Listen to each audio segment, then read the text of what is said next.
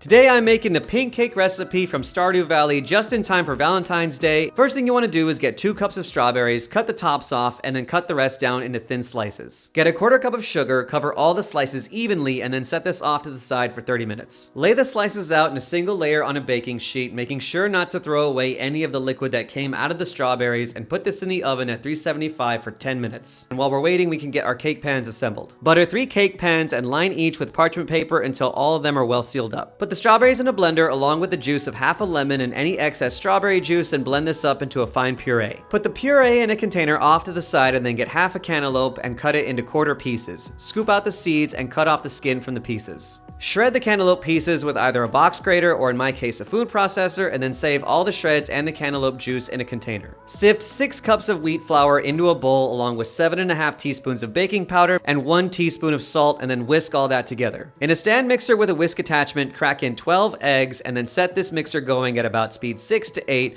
while slowly adding in 4.5 cups of powdered sugar, and then once that's done, let the mixer go for about 8 minutes. While this is going, get a big bowl, add in 3 cups of milk, 3 sticks of butter, and microwave this for 30-second increments until the butter has completely melted and everything is nice and warm. Add in 3 tablespoons of vanilla extract. Pour your eggs and sugar mixture into a bigger bowl and then add in 2 cups of flour, mix together until just incorporated. Then add 2 more cups of flour and do the same thing again, and then add in the last 2 cups of flour and mix it together, making sure to stop as soon as you stop seeing dry flour. Using a full-size measuring cup, scoop in 2 big globs of the flour mixture into your bowl of milk and butter and mix that together until everything looks smooth. Then pour all that mixture back into the flour and stir it together, making sure to stop as soon as things look well mixed. This is also where you would want to add your cantaloupe, but I completely brain farted and forgot to add mine. Don't worry, I'm going to do it later. Pour the batter into the 3 cake pans, making sure to keep each as even as possible, and if you forgot to add your cantaloupe like I did, you can add it in now. Bake the cakes at 350 degrees for 50 minutes, and while that's baking, we can make our buttercream.